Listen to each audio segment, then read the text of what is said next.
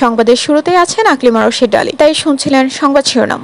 কসবা টিভির desk report. ব্রাহ্মণবাড়িয়ায় Bijoynagar দুই গ্রুপের দফায় দফায় সংঘর্ষ, আহত ৩০। বিজয়নগর প্রতিনিধি।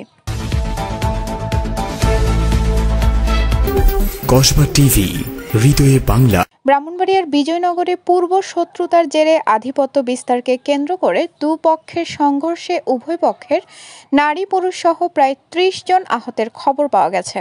এই ঘটনায় ৪ জনকে গ্রেফতার করেছে পুলিশ। সোমবার ২৮শে এপ্রিল সকাল থেকে বিকেল পর্যন্ত উপজেলার ইছাপুর ইউনিয়নের খাদুরাইল গ্রামে এই সংঘর্ষটি হয়। পুলিশ জানায়, খাদুরাইল গ্রামের আমিন মেম্বার ও গিয়াসউদ্দিনের মধ্যে আধিপত্য বিস্তার নিয়ে দীর্ঘদিন যাবৎ বিরোধ চলে আসছিল।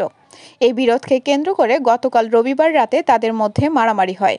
পুলিশ গিয়ে পরিস্থিতি নিয়ন্ত্রণে আনেন। এই ঘটনাকে কেন্দ্র করে আজ দফায় দফায় উভয় পক্ষের লোকজন মারামারিতে লিপ্ত হয়। এতে প্রায় ৩০ জন আহত হন। আহতরা বিভিন্ন হাসপাতালে চিকিৎসা নিচ্ছেন। এ সময় বেশ কয়েকটি বাড়িঘর ভাঙচুর ও লুটপাট করা হয়েছে। পরে পুলিশ ও সেনাবাহিনী গিয়ে পরিস্থিতি নিয়ন্ত্রণে আনেন।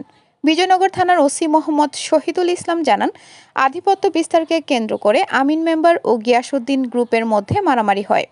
পুলিশ ঘটনাস্থলে গিয়ে পরিস্থিতি নিয়ন্ত্রণে আনেন। এই ঘটনায় ৪ জনকে গ্রেফতার করা হয়েছে। বর্তমানে পরিস্থিতি নিয়ন্ত্রণে এলাকায় পুলিশ ও সেনাবাহিনী মোতায়েন রয়েছে। কসবা টিভির সংবাদের সাথে থাকার জন্য ধন্যবাদ জানাচ্ছি।